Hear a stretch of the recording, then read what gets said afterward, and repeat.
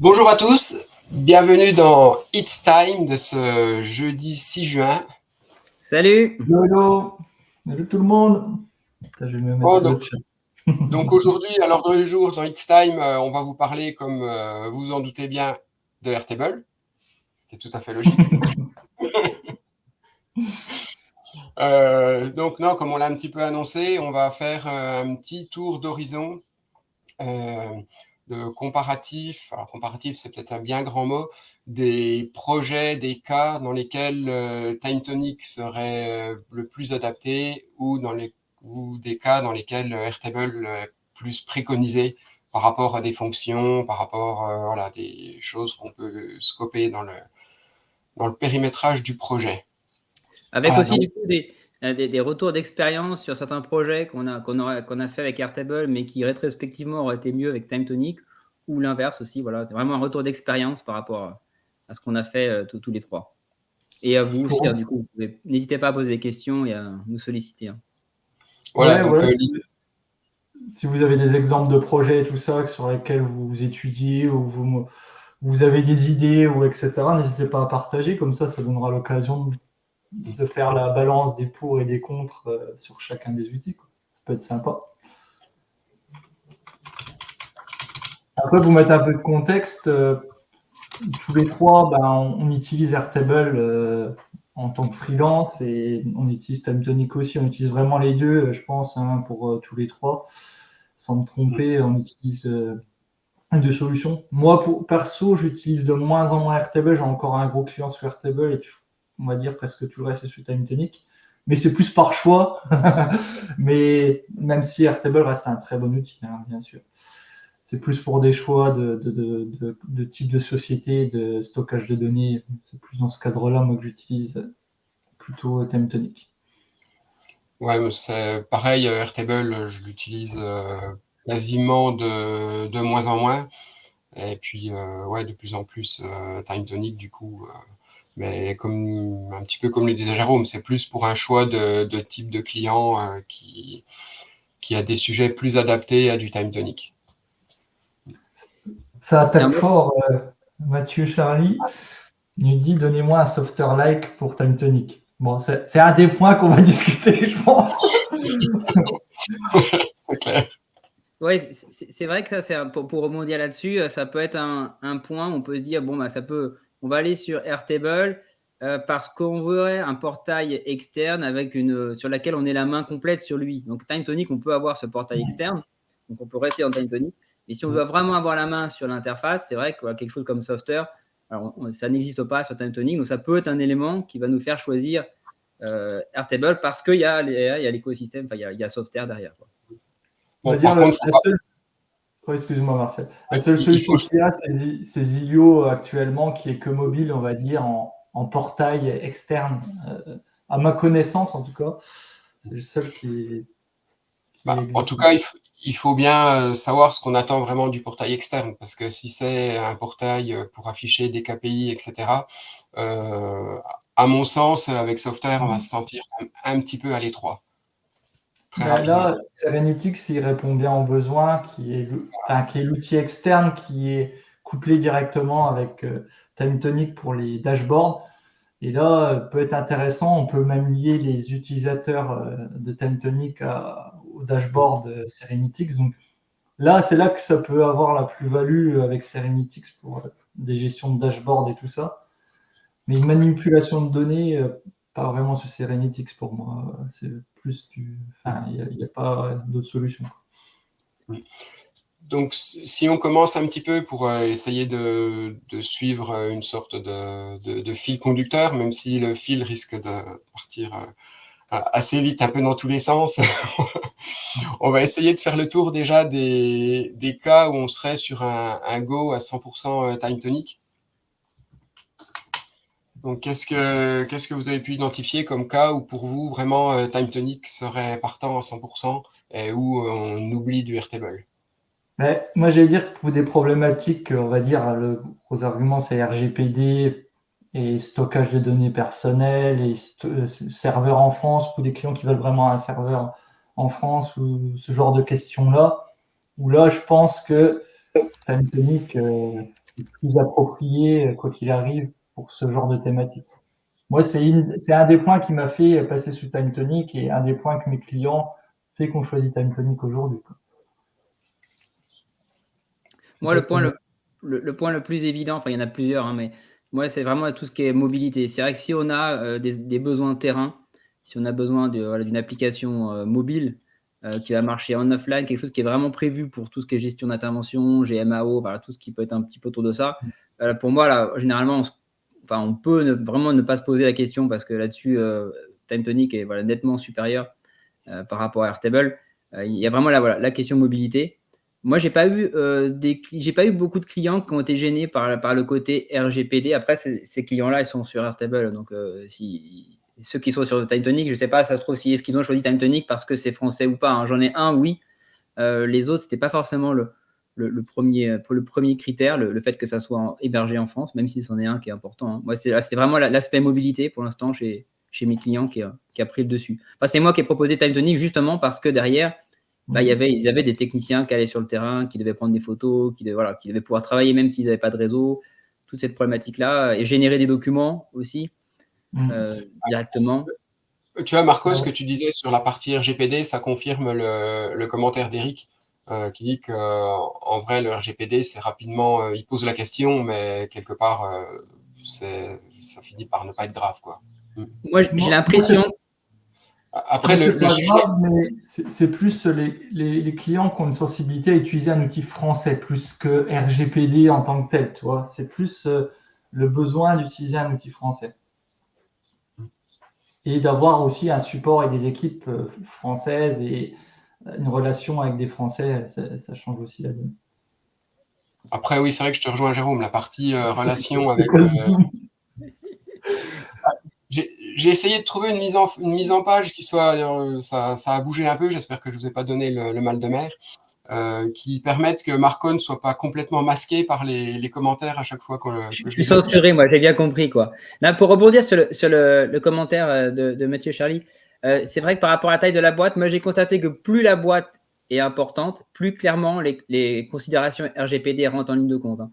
En général, les petites structures, elles s'en fichent un peu, à tort ou à raison, hein, c'est pas pour juger. Par contre, les grosses structures, c'est vrai que de plus en plus, ils posent la question où sont hébergés les données, etc. Enfin, c'est quelque chose qui est important pour eux aussi.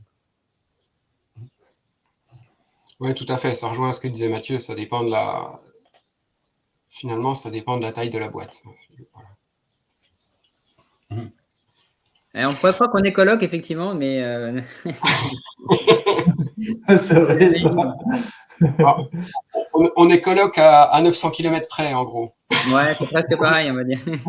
Un peu moins, mais... Ouais, c'est la même personne qui a fait la déco, c'est tout, en fait. Ouais. Par contre, c'est Valérie Damido qui est venue chez nous. Moi, on m'a vendu quelque chose de sur mesure complètement, hein, comme une application sur mesure, mais je crois que le décor, il n'est pas sur mesure, hein, finalement. Non, moi, je voyais un autre cas aussi pour moi où on pense peut-être moins à ça, mais c'est tout ce qui est volumétrie de données. Si on a beaucoup de données à stocker, alors déjà, après, on peut être limité par les plans sur Airtable, ok, en termes de. Mais même si on passe sur un plan enterprise, ce qui va plus limiter, ça va être les performances. Clairement, les performances, quand on va ouvrir la base, consulter, ça va vite être assez lent. Alors, c'est vrai que sur Time Tonic, on a beaucoup moins cet aspect-là. Je pense que déjà, on a un chargement différé, ce qui fait qu'il ne charge pas tous les records d'un seul coup. Donc, on ne sent pas tellement la lourdeur d'une base. Et pour toi, ça va plus être la performance que les limites Airtable en nombre de records, etc. qui vont... Oui, parce qu'en fait, j'ai des clients, un client en particulier qui est sur une version Enterprise, donc il a droit à beaucoup de records en théorie, hein, mais il a une base où il y a seulement 80 000, 90 000 lignes, enfin seulement, c'est déjà quand même pas mal, mais c'est assez lent, ça commence à être assez lent, quoi. Clairement, ça monte ses limites. Et là, en plus, Time Tonic est plus rapide, et après, avec en plus qu'ils ont dans les tuyaux qui va encore augmenter les performances, je pense qu'il y aura vraiment un fossé, quoi, sur les grosses volumétries, hein. Je te rejoins, sur Airtable, pour l'instant, j'ai travaillé, les bases maxi que j'ai travaillées devaient être peut-être à 25-30 000 records. Et c'est vrai que si tu n'as pas bien fait le tri des champs que tu affiches, etc., tu as le temps d'aller boire un café, hein. Bon. Après, alors que j'ai pas eu s'il y en a qui utilisent Airtable sous des grosses bases et avec les interfaces, qu'est-ce que ça donne quand il y a des grosses volumétries en interface? je me rends pas trop compte aussi. Enfin, je sais pas si c'est lent aussi au niveau interface, vu que tu as des vues un peu plus filtrées ou pas. Enfin, je sais pas s'il y a des gens qui utilisent. Je suis intrigué par ce retour-là. Ouais, si vous avez des cas dans le chat, là, les plus grosses bases Airtable sur lesquelles vous êtes amené à travailler, c'est de quel ordre? Et puis, voilà, pour rebondir sur la question de Jérôme, est-ce que vous avez noté une différence avec ou sans interface? Après, moi, j'ai eu un cas aussi où Airtable pose des soucis. C'est plus la rapidité de l'API. Parce que l'API Airtable elle est bien faite, mais assez lente. Et quand on veut faire un fichier, par exemple, sur un web, je dirais de manière générale, mais pour faire une appli, les soucis de lenteur de l'API peut être difficile. N'est pas fait pour faire ça, quoi, en fait, l'API de Airtable. Donc, ça peut poser des limites aussi en termes comment on va dire, de limitation au niveau API, ça peut des fois poser des soucis. Là, Mathieu demande, ça dépend pas du plan pour Airtable. Alors, la limite en nombre de records, oui. Après, au niveau des API, je crois qu'il y a des limites qui dépendent du plan. Mais pour les performances, je crois que ça joue pas. Non, malheureusement, non, ça ne joue pas. Et quand on fait des tests, à peu près un rapport de 1 à 3, hein. C'est-à-dire que l'API Airtable, pour sa défense, est pour le moment un petit peu plus simple à utiliser, hein, complètement REST. TimeTonic, ça va bientôt arriver, mais un peu plus simple à utiliser. Par contre, elle est 3 fois plus lente. Donc, quand tu veux, voilà, si tu as une problématique d'interface derrière, qui va être plugué dessus sur une base Airtable, en général, ce n'est pas très réactif. Sur TimeTonic, ça sera déjà plus réactif. Bon, ce n'est pas encore suffisant vraiment pour faire vraiment une interface avec une très grosse charge, hein, on va dire, de lecture, etc. Là, il vaut mieux se plugger sur une base de données classique. Mais en tout cas, par contre, c'est quand même nettement plus réactif, quoi. Et puis, ouais, donc on a Guylaine qui nous dit qu'il y a des bases pour l'instant inférieures à 10 000 records. C'est 10 000, je l'ai bien, oui. Donc, c'est intéressant. À voir comment ça va grossir, ouais. C'est intéressant, ce retour d'expérience, parce que généralement, on est toujours stressé quand on est limité à 50 000 records, par exemple, sur Airtable. Mais c'est vrai que moi, j'ai un client entreprise qui a beaucoup de bases Airtable, etc.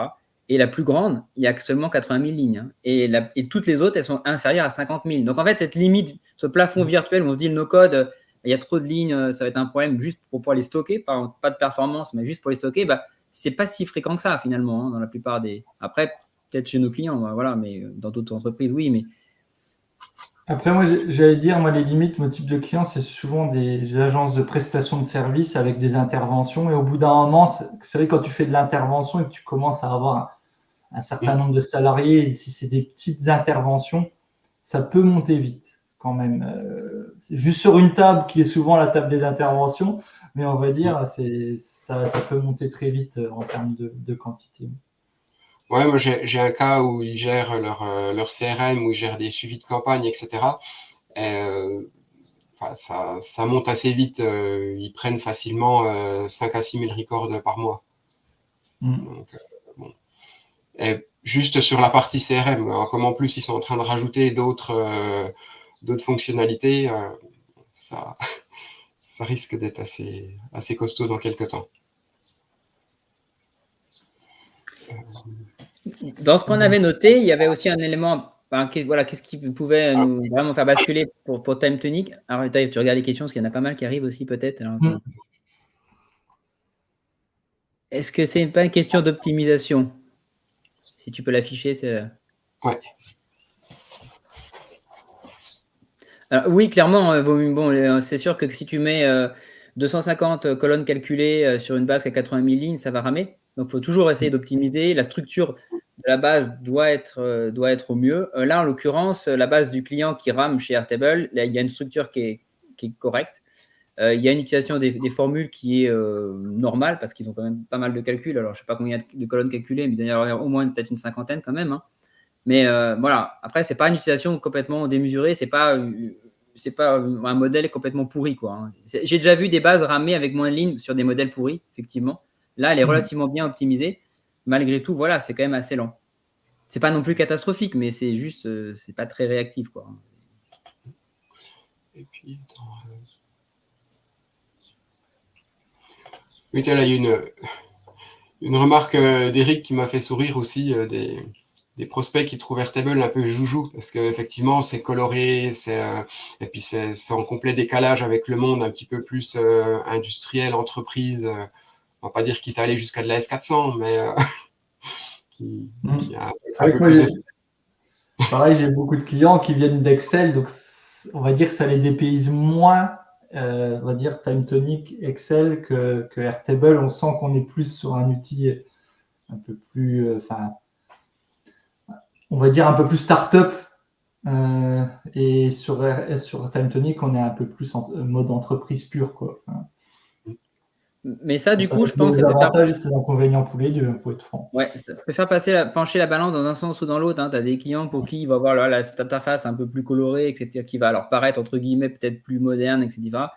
Et d'autres pour qui, au contraire, ça ne fait pas quelque chose qui est sérieux, moins intéressant. Donc là, je dirais que ce n'est pas forcément un go à 100% pour l'un ou pour l'autre. Ça dépend du type de client.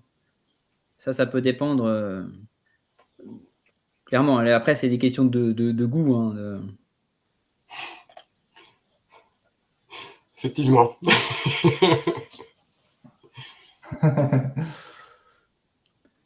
Ils visent la masse.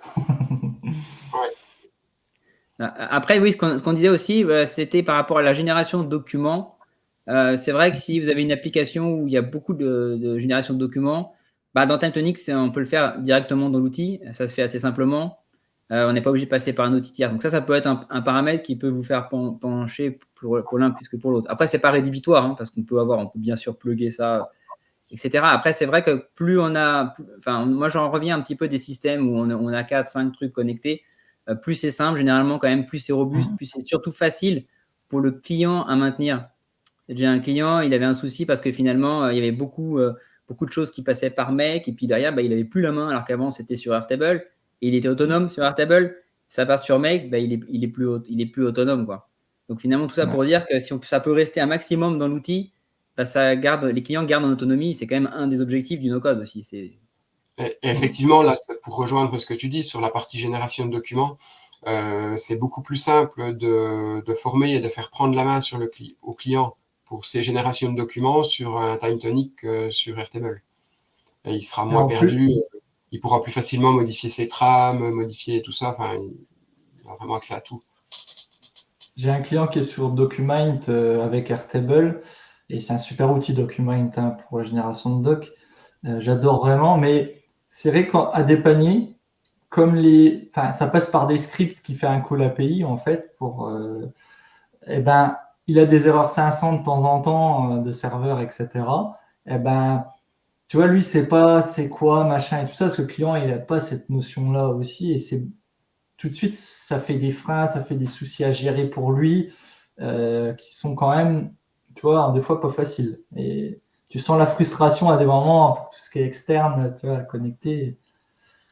C'est vrai que la gestion de doc, par exemple, c'est bien quand c'est intégré, je trouve.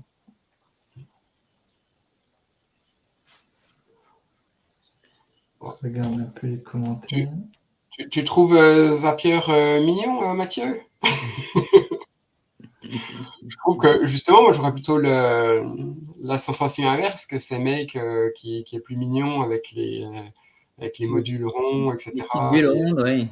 Ouais. Écoute, moi j'ai regardé Power Automate récemment, j'ai trouvé ça super mignon. Non, je plaisante. Bon, Marco, désolé, on a perdu Marco là. Non, c'est un bon exemple de tout ce qu'il ne faut pas faire, je trouve, en termes d'UX, des fois, Power Automate. Donc je trouve c'est inspirant comme exemple. Je trouve très inspirant. Et c'est puissant, mais alors, oui, c'est vrai que c'est. On a passé une remarque de Guylaine, quand c'est du Excel ou du Excel-like, c'est pas grave quand on archive les données. Mais après, avec Airtable et TimeTonic, avec toutes les tables liées, qu'est-ce qui se passe si on archive, on exporte Je vais faire un peu de teasing. Vous aurez bientôt une excellente application qui vous permettra de faire du backup en gardant tous les liens. Non, c'est ça, Marco? Je vois pas de quoi tu parles, mais c'est possible. Je ne vais pas faire d'autopromo, mais oui, c'est des choses sur lesquelles on travaille à ce niveau-là. Ouais. C'est vrai que jusqu'à maintenant, j'ai déjà fait des backups pour des clients, mais c'est rare finalement. La problématique de sauvegarde, c'est bien de sauvegarder, mais c'est aussi de restaurer. Et, euh, et clairement, tu vois que c'est facile de sauvegarder globalement, mais restaurer, ça peut être assez galère. Ouais. Il y a des bonnes pratiques sur TimeTonic justement à avoir au niveau du premier champ, qui est ce qui va servir de lien, c'est qu'il soit unique. Parce que moi, c'est plusieurs fois que je tombe sur des clients qui n'ont pas un lien, enfin, un nom unique. Donc, dans le fonctionnement, ça lui va, le client et tout ça. Mais si un jour il crache son truc, il doit réimporter, bah, les liaisons, ils seront aléatoirement mis sous le premier, quoi. Donc, ça peut poser des gros soucis de réimport de base quand ça arrive. Donc, c'est bien de bien structurer aussi pour avoir le moins de soucis de ce type-là par la suite. C'est vrai que de ce côté-là, le fonctionnement est un petit peu le même que sur Airtable, où le premier champ, c'est une fausse clé primaire, puisque c'est pas la vraie clé utilisée dans les liens de base en back de notre interface. Donc, on peut très bien avoir des doublons d'un côté comme de l'autre, ça posera pas de souci pour que le système fonctionne. Mais par contre, en cas de restauration, voilà, c'est un peu plus problématique. C'est vrai que sur TimeTonic, le fait de pouvoir définir des clés primaires multiples même, ça t'évite vraiment. Tu as des données qui sont quand même clairement plus propres. Parce que c'est vrai que en restauration, si tu as des données pourries, tu vas restaurer des données pourries, voire ça va être encore pire qu'au début. Quoi. Donc ça va aider là-dessus, mais ça c'est sûr. Il y a un élément important dont on n'a pas parlé encore, je pense aussi. Alors, ça serait intéressant d'avoir vos retours. Ceux qui font un peu de Airtable aussi, c'est par rapport aux tables synchronisées. Et là, généralement, moi, ça rejoint des gros projets aussi, sur des clients enterprise.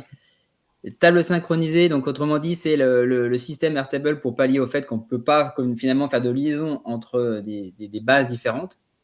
C'est un truc qui est quand même pas top. Et donc, si tu as vraiment besoin d'avoir une base, un référentiel et que d'utiliser dans beaucoup d'autres applications, ça peut être un facteur pour moi qui va te faire choisir plutôt TimeTonic parce que là, voilà, la liaison, c'est une vraie liaison, c'est transparent, c'est flexible. Et voilà, alors que la synchro, même la synchro bilatérale, c'est-à-dire que le fait de pouvoir modifier, mais ça, il y a quand même pas mal de petits problèmes avec ça. Sur Airtable, c'est V5 que ça s'appelle. Enfin, tu vois, on voit dans les pricing et tout ça, parce qu'il y a la synchro d'un côté sous les plans plus bas et tu as dans les deux sens pour les plans à partir oui, du plan déjà la synchro dans les deux sens, c'est faut au moins que tu payes les 45 €. Hein, donc, business, déjà. ouais, voilà, enfin, je pense que c'est juste en dessous. Et puis, il y a une limite qui n'est pas beaucoup mise en avant par Airtable, c'est le nombre de cellules. Et là, on parle bien en nombre de cellules, pas en nombre de records, etc. Le nombre de cellules synchronisées en tout S5. Alors, je sais plus. 200 000. 200 000, ouais, c'est ça. Mm. Donc, au-delà de 200 000, ça ne synchronise plus.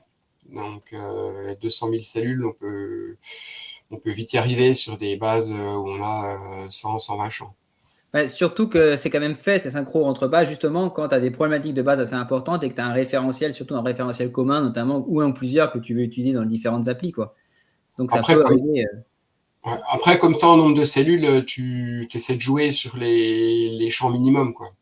Tu restreins vraiment les nombres de champs. Tu peux faire des vues et puis tu as des vues synchro et puis tu limites comme ça. Mais c'est vrai que c'est pas si simple et il y a aussi d'autres limites parce qu'il y a dans les automes, quand tu agis sur une base qui est synchronisée, en fait, ça doit être ta dernière action. Tu peux pas faire d'action après. Donc, dans les automes et tout ça, ça peut vite être limitant. Après, les types de champs peuvent changer aussi. Enfin, ça peut être un peu déstabilisant aussi pour les utilisateurs derrière, je trouve. Ah ouais, pour revenir, il faut chercher là où Airtable est meilleur. Oui, il y a des points où Airtable est meilleur. Là, on a commencé sur la partie 1, là où on dit en gros tous les points qui font que vaut mieux aller sur TimeTonic. Voilà. Il y a peut-être un dernier. Il y a encore deux derniers points. Marco, le dernier. Alors, l'avant-dernier, c'est mon point, le contrôle des données. Ça, j'en parle à chaque fois. On a parlé de mobilité très rapidement, il me semble. Oui, on a parlé. Oui, contrôle de données, c'est mon dada. Donc, je peut-être. Non, c'était tout ça pour dire voilà, les faits d'avoir une clé primaire multiple, ça permet de contrôler les données. Le fait de pouvoir mettre des regex, des expressions régulières, de pouvoir dire voilà, quand j'écris un numéro de téléphone, il a cette forme-là. je peux définir de manière précise un numéro de SIRET. Et tout ça, ça va faire en sorte que les données elles vont plutôt être assez propres. Donc là, si vous avez besoin vraiment d'avoir des données propres sans passer par des outils tierces, parce que des fois, si les données viennent de l'extérieur via un formulaire qu'on peut passer par MEC, là, on peut, entre guillemets, les reformater, etc. Hein. Mais si c'est des données qui vont être directement saisies dans l'outil et qu'il y a un problème, voilà, qu'il y a vraiment des enjeux forts que les données soient cohérentes, là, c'est vraiment un élément important qui peut faire choisir TimeTonic, quoi. Et puis, c'est vrai que la gestion des champs conditionnels et des champs en lecture seule et tout ça, qui est pas mal aussi comme fonction sur TimeTonic pour afficher ou non certains champs et de les passer en lecture seule suivant des cas, etc. J'ai trouvé ça sympa aussi sur TimeTonic. Complètement. La visibilité conditionnelle, alors maintenant tu l'as tout récemment sur Airtable, mais je ne sais pas si c'est sur tous les plans, je ne crois pas. Mais ça, sur TimeTonic, tu l'as, la visibilité conditionnelle. Donc, ce n'est pas forcément maintenant un élément complètement différenciant, mais ouais. Mais par contre, la lecture seule conditionnelle, ça n'existe pas maintenant. Et puis, alors je dis ça parce que j'ai le cas en ce moment, c'est la limite du nombre d'automatisations par table dans Airtable, qui est à 50. Voilà. Aujourd'hui, dans TimeTonic, on n'a pas de limite. Donc, alors effectivement, plus il y en a, plus c'est vite. Il faut bien les organiser, bien les nommer, etc. Mais il faudrait pouvoir faire des dossiers même d'automatisation là. Ça serait pas mal quand on en a beaucoup. Ce qu'on peut faire dans Airtable, par exemple. Oui, voilà, on peut faire des dossiers, mais par contre, on est vite limité. Enfin, vite, 50, c'est quand même pas mal. Mais non, mais par contre, sur des grosses bases, ça m'est arrivé plusieurs fois d'être bloqué par ça. Ben, moi, j'ai des clients, on fait des synchros, il faut travailler sur une autre table, certains trucs, le process un peu moins, on va dire très, très important, et ben, on les fait sur une autre table synchronisée et on fait des automes dans une autre table parce qu'on a atteint la limite des 50 sur plusieurs tables. Mais ça, je ne comprends pas d'ailleurs qu'il n'ait pas augmenté. Enfin, tu as un plan enterprise qui coûte un bras ou un plan à $20 par mois, tu as toujours testé limité à 50, quoi. C'est un peu bizarre. Pour faire un petit peu la transition avec sauf si vous avez des autres choses à ajouter sur la partie des cas où TimeTonic, il vaut mieux aller vers du TimeTonic à 100% plutôt que Airtable. Je pense qu'on a fait à peu près le tour. Après, ce serait bien, on en parlera peut-être dans la partie d'après, mais peut-être dans le style de projet que ça convient bien, et puis dans l'un ou dans l'autre, on pourra le faire après, mais c'est vrai que ça peut être sympa dans les types de projets qu'on a. Martial, la dernière remarque, ouais, c'est vrai que ça peut être un élément aussi quand même. Sur les versions entreprises, si tu compares les prix des versions enterprise, là, pas sur les versions intermédiaires, c'est peut-être pas un argument. Par contre, sur les versions les plus élevées, clairement, tu vas être quasiment 2 fois moins cher sur TimeTonic Airtable. Parce que sur TimeTonic, on a un ticket d'entrée du plan Enterprise qui est autour des 300 € de mémoire, alors que Airtable, on sera plus, c'est quoi, ça doit être du 45 fois au moins 16 users qui prennent pour du plan Enterprise. Oui, et puis même les licences les plus complètes, l'éditeur, tu es à $70 par mois, enfin, je crois que tu n'es pas à 35. Après, ça se négocie, je pense, le volume, mais... Et en plus, après, je dirais avoir suivant l'utilisation, parce que on utilise aussi beaucoup d'extra dans TimeTonic parce qu'on a, par exemple, beaucoup de call API, on a beaucoup de génération de doc, on a machin, il y a tous des coûts qui peuvent se rajouter. Bon, ce qui est logique après, c'est de l'utilisation, mais voilà, il faut remettre dans le contexte de l'utilisation. Après, sur Airtable, tu es aussi limité, donc tu utilises des outils tiers pour dépasser aussi ces limites-là. Donc, alors, sur la partie génération de doc, pour la génération de doc supplémentaire dans TimeTonic est pas plus cher qu'un doc généré par un document, etc. On a déjà comparé un petit peu. Donc là, en termes de prix, c'est du kiff-kiff. C'est juste qu'il va falloir, il faut demander l'option en plus à TimeTonic, mais en termes de pricing, on s'y retrouve. On est équivalent. Tu as une question de Baudouin. Il y a beaucoup à lire. Hein. Une question de Baudouin, ça va prendre tout l'écran aussi. On va se remonter.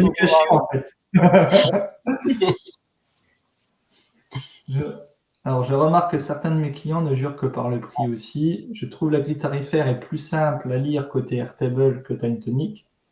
Autant je ne suis pas limité en nombre de champs, alors que TimeTonic, de mémoire, c'est par cellule. Correct. Du coup, comment faites vos calculs de prix pour les clients sur des projets TimeTonic? C'est vrai que c'est un point qui n'est pas négligeable, le pricing, et c'est vrai, plus complexe, hein, clairement, sur TimeTonic. Après, il est plus flexible, ce qui permet d'optimiser vraiment avec le plan Enterprise et tout ça, de faire des choses assez. Parce que tu partages un peu des données et tout ça, tu peux aller assez loin, mais je suis d'accord que c'est plus complexe de prime abord. Et que lui, c'est bien au nombre de cellules. Les calculs se font pas à la ligne, mais au nombre de cellules. Donc, ouais, il faut prévoir suivant le projet. Par contre, ouais, c'est au nombre de cellules, mais tous les champs calculés, les champs liés ne sont pas comptés dans le nombre de cellules. Donc, c'est vraiment les données brutes qui vont être écrites dedans. Enfin, je ne sais pas si on peut dire ça comme ça. Ouais, non, mais c'est ça. Après, pour moi, c'est plus critique. Enfin, si tu as typiquement un client qui va avoir 2-3 licences, donc en dessous des 5 licences nécessaires pour la version business, là, ça peut bien calculer pour être sûr qu'au niveau taille, il va tenir quand même. Par contre, si tu commences à avoir des clients où ils auront 10 licences, typiquement, ils vont être une version business, où là, c'est assez généreux quand même. Donc, je dis pas qu'il ne faut pas calculer non plus, hein, mais le calcul est plus facile. C'est plus simple quand même. Et tu sais qu'ils ne seront pas limités parce qu'ils pourront payer pour avoir plus. C'est ça aussi. Après, ils vont peut-être payer plus cher, mais en tout cas, ils ne seront pas limités. Et de base, tu en auras quand même beaucoup pour 35 € par mois dans la version business. C'est plus peu d'utilisateurs avec potentiellement pas mal de données. Ça, dans ce cas-là, effectivement, il faut prévoir un peu son coût. Ouais. C'est un peu moins simple.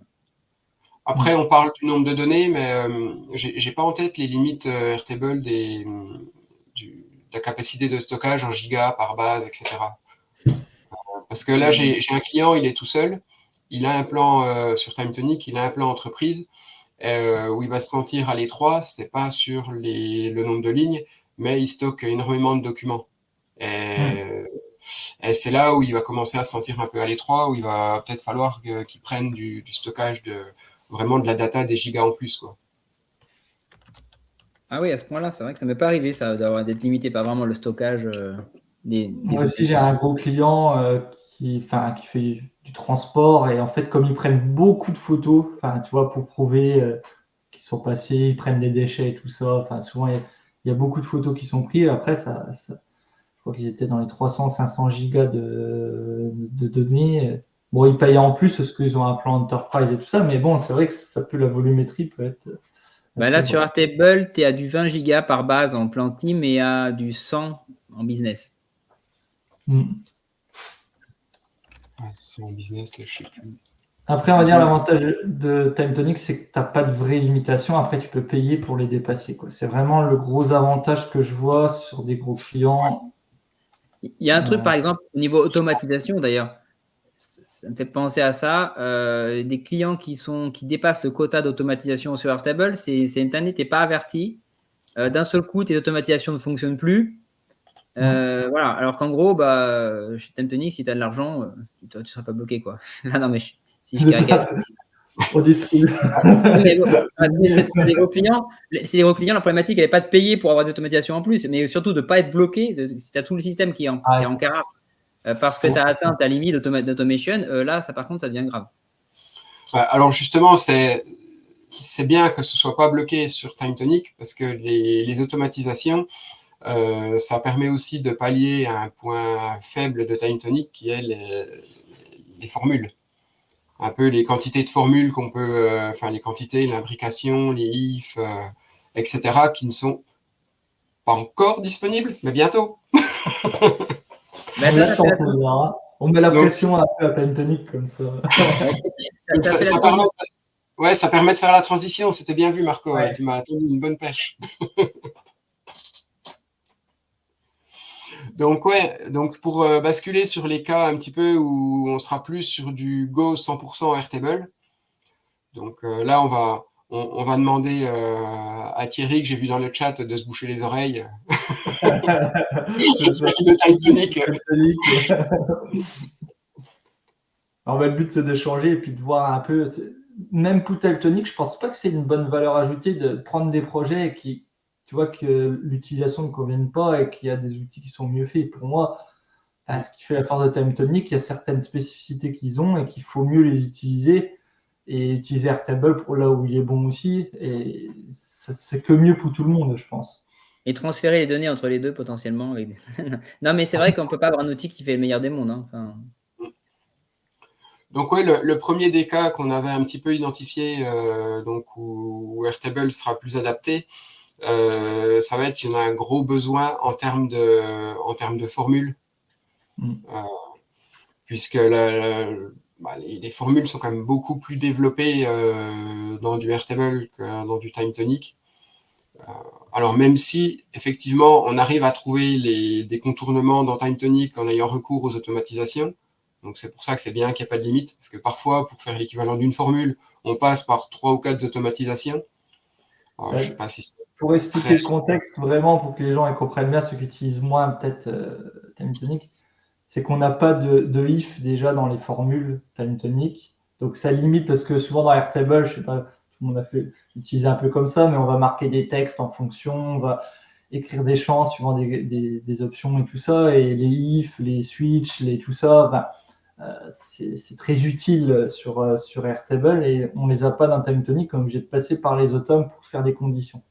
Il y a ça, et tu peux pas imbriquer aussi hein, les formules. C'est ça qui c'est encore plus limitant, c'est l'imbrication des formules qui n'est pas possible. Donc tu dois faire X champs pour arriver au résultat que tu veux par rapport à Airtable où tu peux tout faire en un seul champ quand c'est bien explicite et quand ça a du sens. Alors effectivement, comme le souligne Thierry, il y a les automatisations Excel. Donc l'idée, c'est de définir dans Time Tonic des champs d'entrée, des champs de sortie et de les lier à une feuille Excel. Donc qui nous permet d'utiliser pour le coup quasiment, une grande partie des formules Excel. Pas toutes, il y a quelques formules matricielles qu'on ne peut pas utiliser, mais la plupart... Donc là, du coup, ça peut être très puissant au niveau calcul. Par contre, il faut connaître votre client. Si votre client il est autonome, il est habitué à Excel, il pourra tout à fait faire ça. Si par contre, il n'est pas habitué avec Excel et qu'il faut qu'il soit autonome pour modifier potentiellement un calcul, là, ça va être plus complexe nettement, quand même, hein, que si c'est directement dans l'outil. Donc, c'est par rapport aussi au type de client qui est derrière. Hein. Est-ce que c'est un client déjà qui veut passer uniquement par le prestataire et dans ce cas-là, finalement, c'est votre problème à vous. Hein, vous pouvez faire de l'Excel, c'est pas un souci. Ou est-ce qu'il veut être autonome et il connaît pas Excel? Dans ce cas, mieux qu'il soit sur Airtable. Il veut être autonome, il connaît Excel, et il peut être tout à fait sur du Time Tonic. Enfin, ça dépend des cas, quoi. Effectivement, vas-y, Martial. Vas-y. Ouais, les automatisations Excel, ça permet aussi pour le client, le client et pour nous aussi, de ne pas avoir à reproduire complètement des calculs complexes qui existent déjà dans ces process sous Excel. Pour le coup, on peut intégrer le module de calcul en automatisation Excel en définissant les bons champs d'entrée dans Time Tonic. Ça peut éviter de tout refaire et de passer des heures à refaire des algorithmes qu'on mis potentiellement quelques années à affiner pour être au plus juste. Après, la limite que je mettrais sur les automatisations Excel, c'est que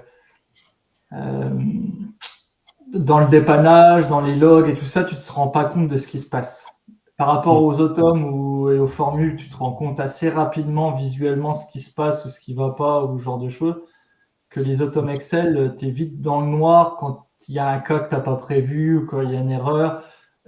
À dépanner, c'est pas si simple, moi je trouve.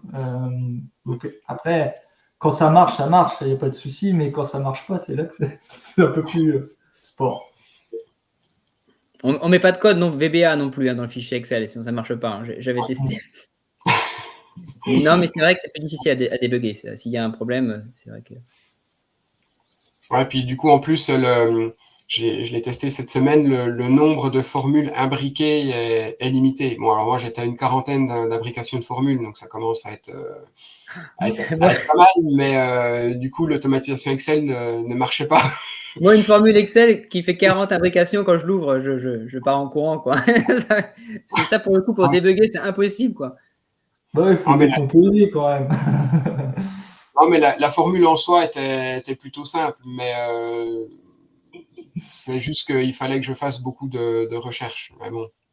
Donc, vous avez compris, si vous avez des problèmes avec les formules Excel, vous allez voir Martial. Hein. Il imbrique 40 formules. C'est Martial ChatGPT et Excel. Voilà.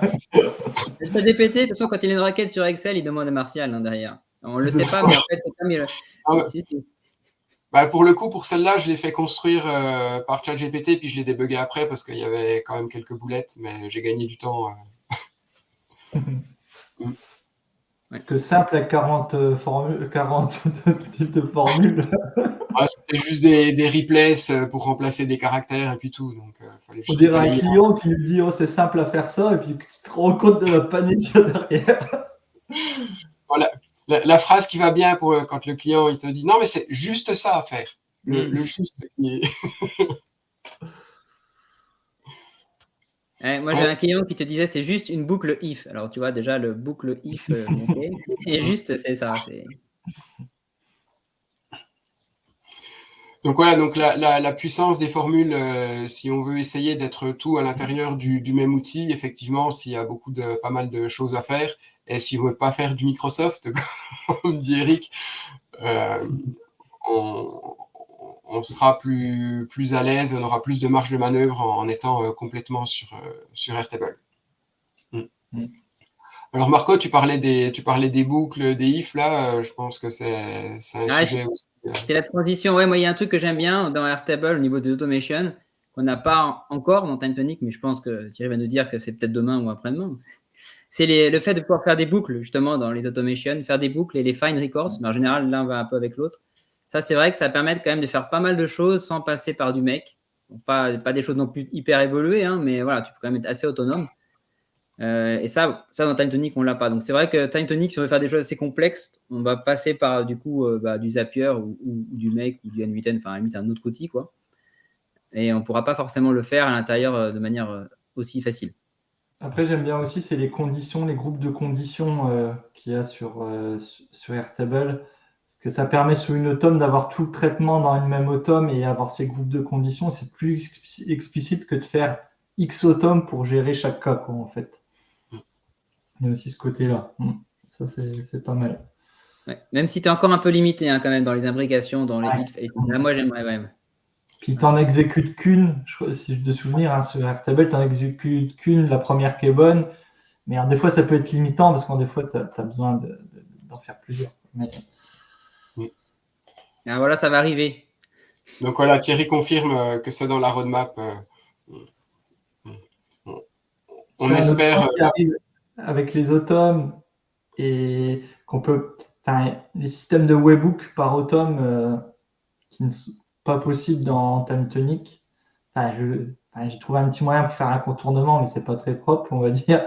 Ça, c'est vrai que moi, sur Airtable, dès que tu utilises des outils tiers type Make ou autre, d'envoyer un webhook suivant des conditions, etc., ça, c'est vrai que ça manque aussi sur TimeTonic pour des traitements avec des outils extérieurs. De pouvoir appeler un webhook. C'est ça. Ouais, appeler un webhook. Ça, bientôt, on pourra le faire en natif, mais pas encore. Ouais. Dans Airtable, par contre, tu peux le faire. Bon, il faut la version vraiment webhook, il faut la version pro et il faut passer par un petit script. C'est vrai que c'est pas très élégant, même si les scripts, il y a une ligne, hein, mais c'est pas. Ouais. Et pour le coup, ça te prend une automatisation sur les 50. Ah oui, en plus, c'est vrai. Pour le coup, c'est vrai. Et ça, c'est vrai que pour déclencher un webhook direct depuis une automation, ça va être très sympa pour pouvoir aller sur l'extérieur. Ouais. Donc oui, ça va venir aussi.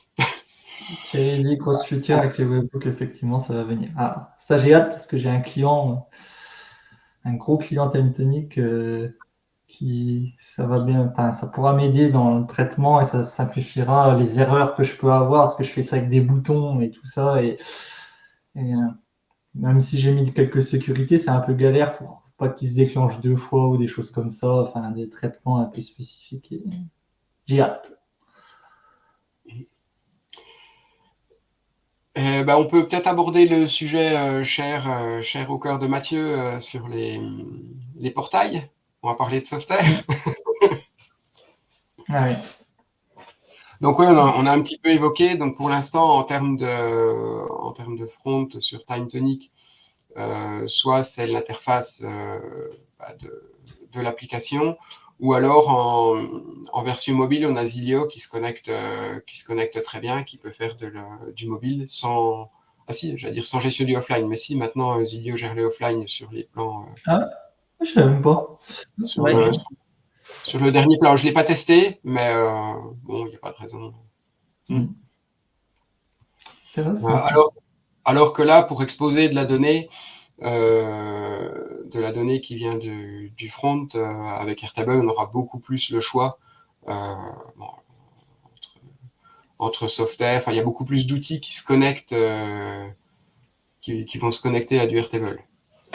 Voilà. Après, par contre, il ne faut pas toujours attendre une grande réactivité de ces interfaces. C'est-à-dire que si on est plusieurs utilisateurs qui se connectent simultanément sur des données, on ne va pas forcément les voir se rafraîchir assez vite. On peut risquer d'écraser. Bon, il y a des petits soucis, mais si on n'a pas ces limites-là, ça marche très bien. Ouais, puis après, c'est pareil, il y a peut-être une limite aussi de réactivité. Xavier parle de c'est pas rapide. Effectivement, sur du Connect Glide à Airtable, faut pas... Il passe par les API et c'est le souci qu'on a dit au début d'Airtable, c'est les nombres de calls API, etc. Donc même s'ils font ça avec du cache et tout ça, les autres outils, mais ça reste quand même une limite. Et par exemple, j'avais utilisé Glide pour un projet et le problème de synchro de Airtable et Glide, dans un sens, ça va, quand tu modifies sous Glide, il va envoyer direct, mais toute la donnée qui est changée sous Airtable, qui peut être utilisée en interne pour un portail externe, tout de suite, il peut y avoir 15 minutes ou plus d'actualisation, donc ça pose des soucis très évidents de synchro ou autre. Ouais, mais j'ai un client qui a développé, ceux qui ont la version Enterprise, ils ont développé un front en React, ils voulaient le plugger sur du Airtable. Ils ont vite arrêté en fait, parce que ça partait en timeout au niveau des API, même avec le cache, c'était lent.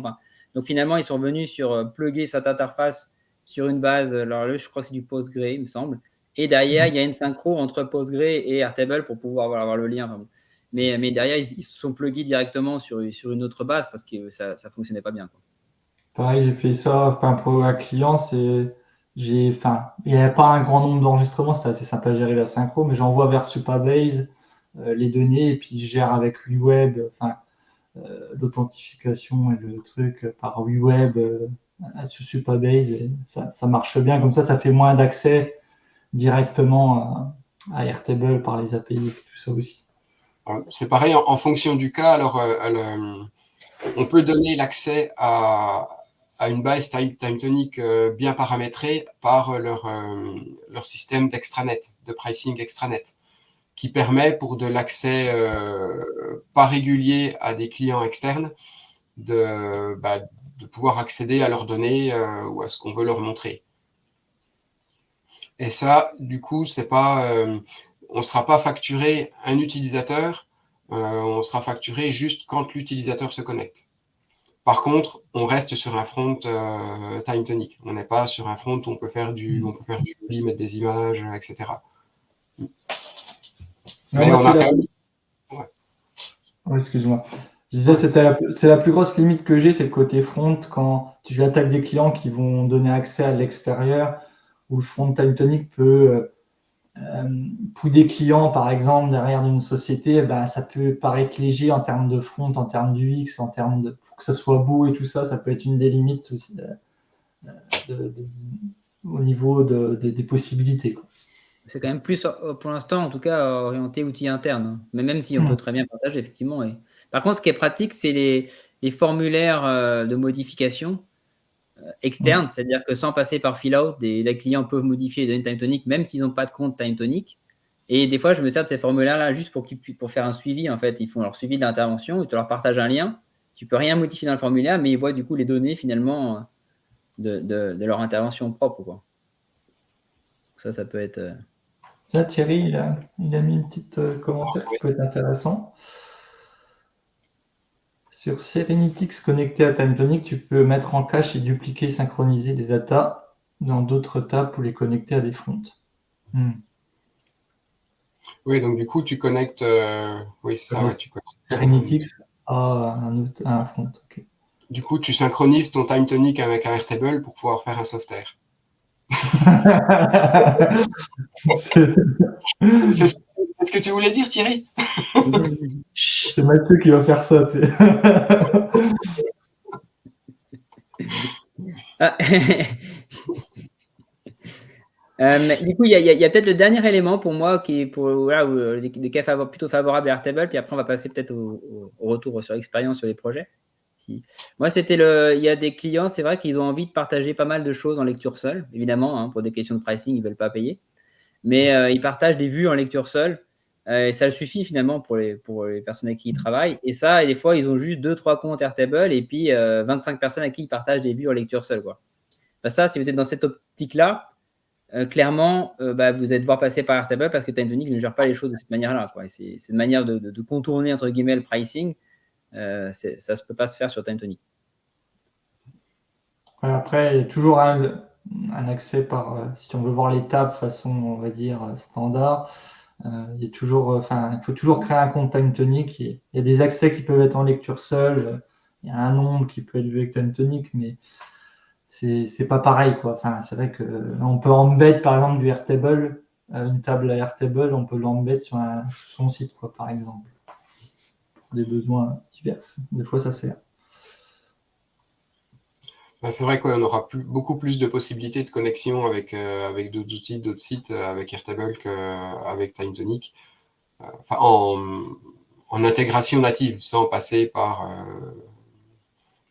du Make ou du Zapier, juste dans l'exposition des données. Est-ce qu'il y a des thèmes qu'on n'a pas abordés ou que vous voudriez qu'on aborde? Des idées sur des sujets que vous avez eu, vous étiez un petit peu bloqué. Par rapport au thème d'aujourd'hui ou pour des émissions futures là, Non, par rapport au thème d'aujourd'hui. D'accord, ok, j'ai pas su. Ouais, s'il y a des projets où vous avez fait un Airtable, vous vous êtes senti limité sur certaines choses, ou inversement sur TimeTonic, où vous êtes trouvé un peu bloqué. Si vous avez des connes, on est preneur, en tout cas. Bonjour Olivier. Il avait une autre formation no code.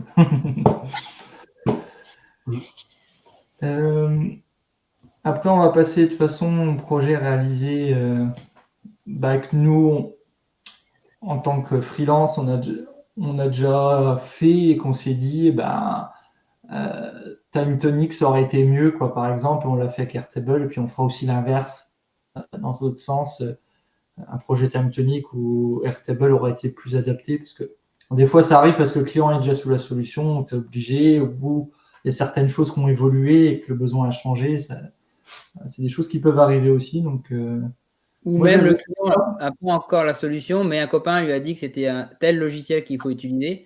Alors ça, généralement, c'est pas cool quand on a un client comme ça, surtout s'il veut pas changer. Donc après, à voir hein, si ce qu'il propose, c'est faisable quand même ou pas. Hein, mais il y en a qui arrivent, j'ai un tel qui a fait ça, il faut que je fasse ça avec ça. Et c'est pas forcément le bon outil. D'ailleurs, des fois même, son besoin, c'est même plus du no-code. Mais bon, ça, c'est encore un autre sujet. Mais... Ouais, c'est sûr.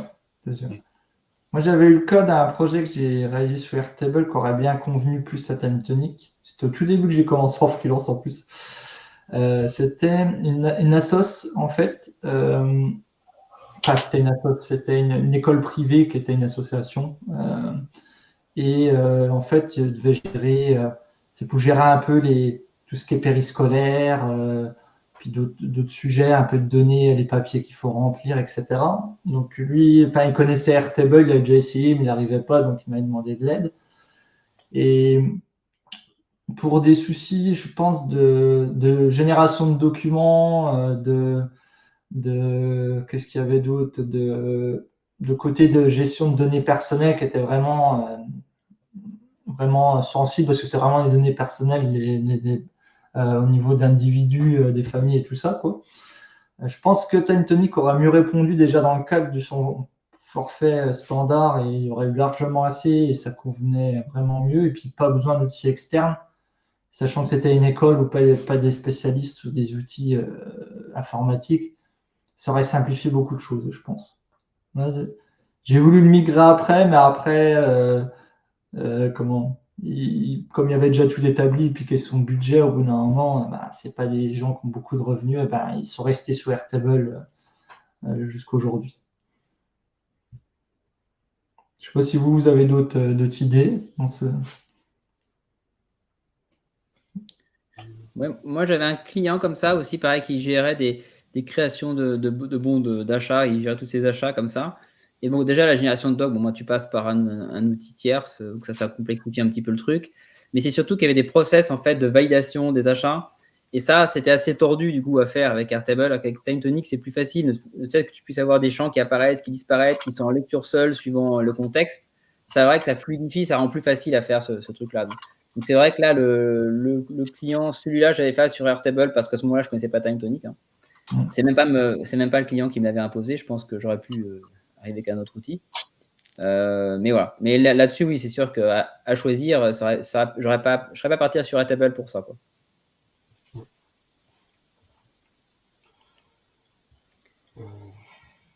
Bon.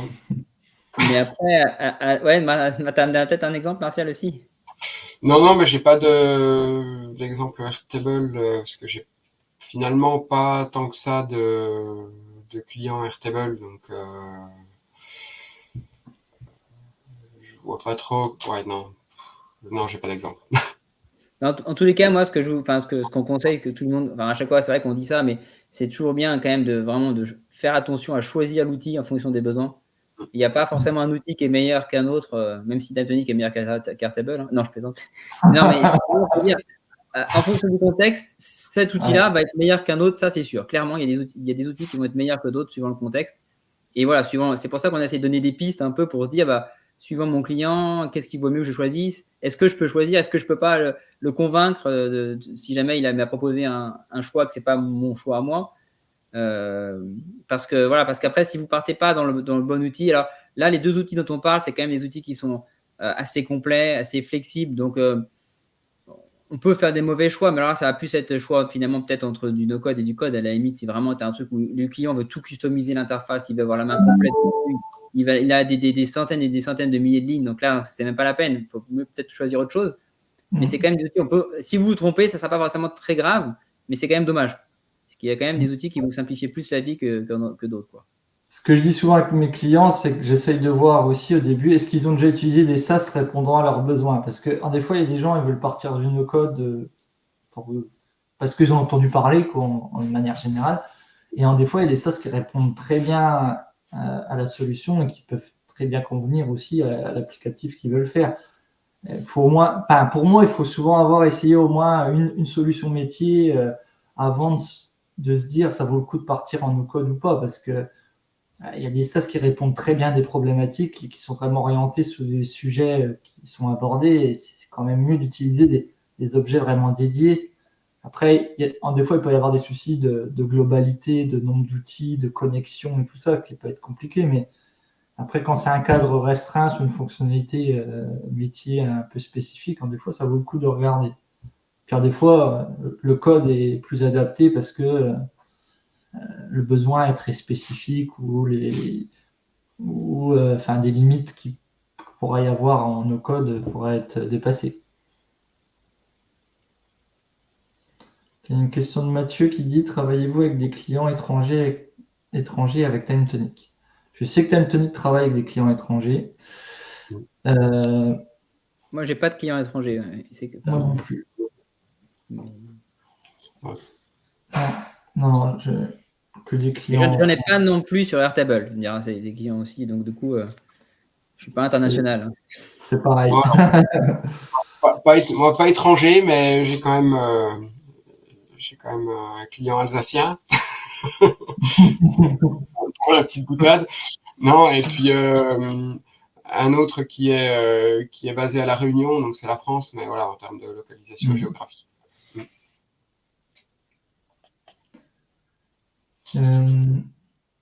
Alors, on avait une autre thématique, c'était justement l'inverse, où les projets qu'on a réalisés en TimeTonic où Airtable aurait été plus adapté. Moi, j'ai un cas où, on va dire, le client il avait un besoin spécifique en termes d'UX, je pense. Tu vois. Et ce client-là, j'ai fait un projet avec sur Time Tonic. Ça répond bien aux besoins et ce qu'il veut, il a le résultat. Mais en termes d'UX, il voulait quelque chose. Enfin, il était tellement habitué à utiliser des SaaS très spécifiques et tout ça que ça répondait pas à son niveau d'attente en termes d'UX. Ça peut être un point, je pense, qui peut. Je pense pas que Airtable en tant que tel aurait mieux répondu. C'est plus avec un software ou autre où tu aurais pu faire Ouais, plus un logiciel standard avec un cheminement, etc. Mais je pense que le client a été un peu frustré de ça, quoi, en fait.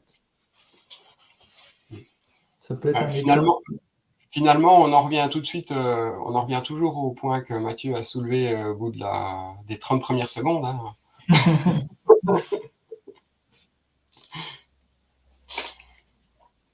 Oui, c'est sûr qu'il faut faire attention à ce qu'il attend. Si le client attend à ce qu'il puisse avoir une interface, on va dire, qui ressemble vraiment à ce qu'il a dans sa tête, etc. Enfin, quelque chose d'assez précis, c'est pas forcément le meilleur outil pour ça. Ouais, après, c'est pas spécialement l'outil TimeSonic qui est mauvais là-dessus. C'est question d'appréhension de logiciel et de ce Oui, c'est ça. il attend le client. Parce qu'il a eu quand même, enfin, il a déjà vu à quoi ça ressemblait, il n'avait pas tiqué, et c'est en l'utilisant qu'il se rend compte. Et c'est lui il me l'a dit clairement, il m'a dit c'est moi là le souci plus qu'autre chose, tu vois. Mais bon, les goûts et les couleurs, de toute façon, on peut jamais. C'est suivant les gens. Après, là, je vois la remarque de Geek Forever. Pour un front sur mesure, il y a Stéphane de WP Connect qui a développé un plugin pour connecter du Time Tonic. Enfin, il a fait Time Tonic et Airtable sur du WordPress en front. Et du coup, il sait utiliser des données qui viennent soit de Time Tonic, soit de Airtable sur du WordPress. Sinon, Donc là, pour plugger, on va dire, il y a une solution, c'est Xano WeWeb. Pour avoir un front. Mais bon, après, ouais, là, on sort de Time Tonic et de Airtable. Mais c'est vrai que le client il avait besoin d'un front spécifique, je pense. Clairement, c'est ce qui, dans sa tête, c'est ce qu'il voulait. Après, est-ce qu'il avait le budget par rapport à ses idées? Ça, c'est autre chose. C'est ça le problème du front spécifique en général, c'est que bon. Je sais pas si vous avez des cas un peu dans ce sens-là ou même sur d'autres outils. Hein, quand... Ouais, j'ai réveillé Xavier à mon avis. Ouais. C'est l'heure de la sieste en plus. Donc... Ouais, ça dépend entre deux parties de jeu. Le lapsus malheureux entre deux parties, enfin entre deux.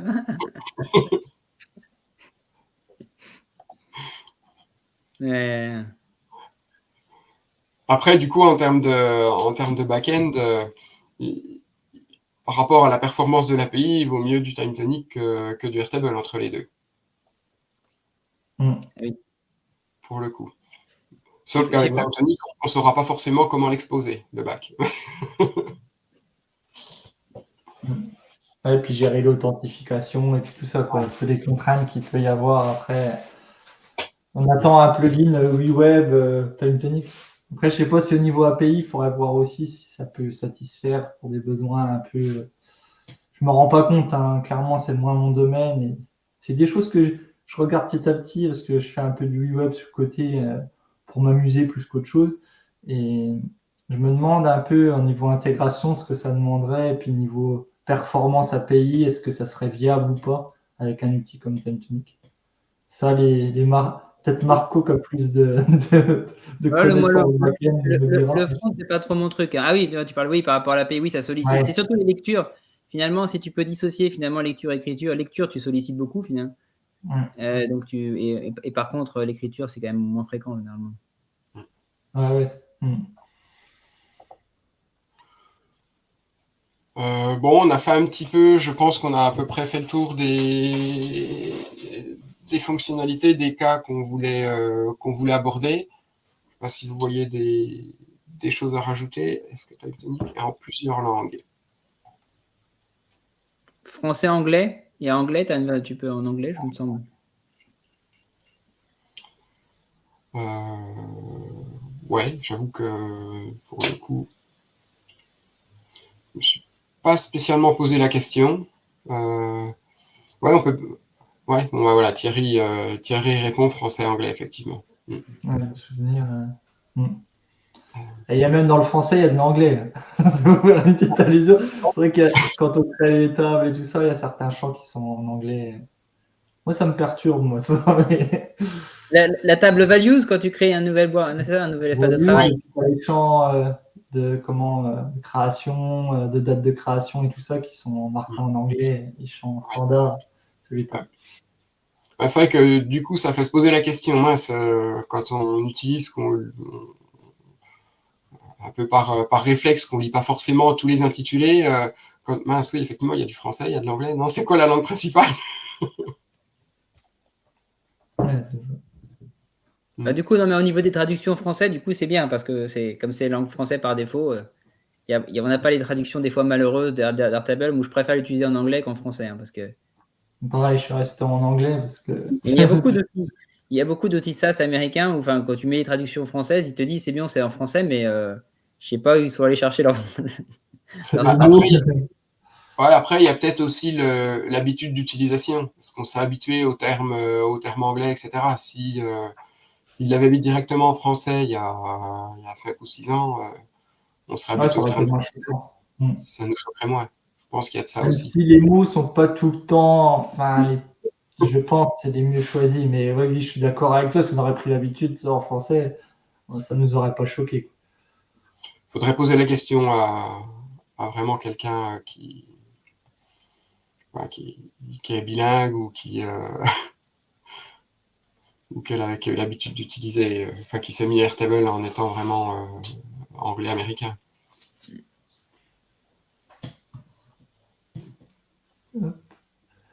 Ouais, je pense qu'on a fait un bon tour. Je sais pas s'il y a d'autres questions. Airtable a le même problème avec la trace d'a priori. Ouais, côté Airtable, la traduction, elle est pas folle. Enfin, après, par utilisation, c'est vrai que ça fait des fois. J'ai mon client qui est en français et moi qui est en anglais, et il me dit les mots. Je me dis, mais c'est quoi ça? C'est par rapport à quoi? Des fois, tu cherches un peu. Hein, ouais. Ok, bon, bah, s'il n'y a plus d'autres questions, je sais pas, Jérôme, Marco, si vous voyez des choses à ajouter, ou dans le chat. Non, moi, écoute, par rapport à ce qu'on voulait dire, je pense qu'on est pas mal. Hein. On a pas mal. Bon, il y a forcément des sujets ou des thèmes qu'on a pu zapper, mais on aura toujours l'occasion d'y revenir sur un autre live. Tout ça pour dire que c'est vrai que le choix de l'outil, c'est important et faut pas, ça vaut le coup de passer un peu de temps à bien choisir avant de se lancer de tête baissée. Quoi. Puis je dirais c'est même important de tester tous les outils, je dirais, pour se rendre compte des choix qu'il y a à faire, suivant les outils, parce que il n'y a que quand tu as testé réellement que tu te rends compte, parce que même si l'outil paraît beau à des moments, tu te rends compte que il y a certaines choses que tu ne pourras pas, ou il y a des fonctionnalités qui ne vont pas répondre aux besoins. Et c'est pour ça que c'est ça qui n'est pas facile, c'est d'avoir un minimum manipulé ou fait un petit projet sur chaque outil, c'est quand même, je trouve, important.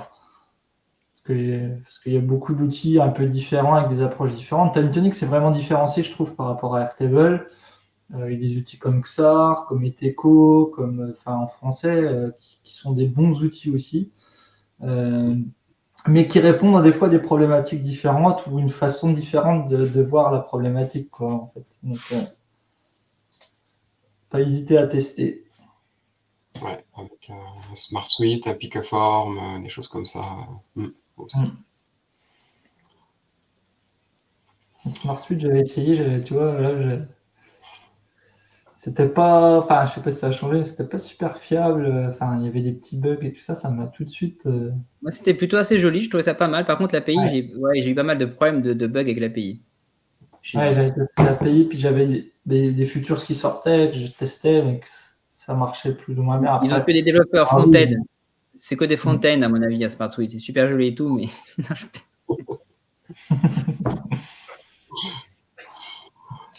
Ok, bon bah merci à tous. Merci à Merci. tous. Oui. Merci. Du coup, ce qu'on avait dit, c'est que là, on se met en vacances. Et puis la prochaine édition, donc début septembre. Donc, je prends un calendrier. Ouais, début septembre. C'est moi, ça. Donc le 5 septembre. Voilà, des vacances un peu méritées. Xavier, tu parles de Cologne, c'est ça? J'imagine. Oui, c'est ça, la No Code 8. Non, non, moi, j'aurais bien aimé y aller, mais en fait, ça tombe pendant les 10 ans de ma fille, et du coup, là, non, cette année, c'est pas possible. Pareil, je peux pas. Enfin, trop de projets. Puis la semaine prochaine, je suis en congé en plus, je pars. Donc, tombe au mauvais moment, tout ça. Et de toute façon, enfin, ouais.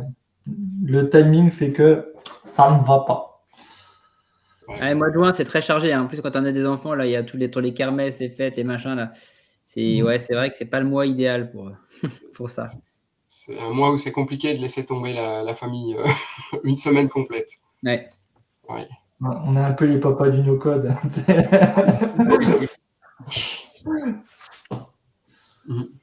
Et ben, bon après-midi à tous.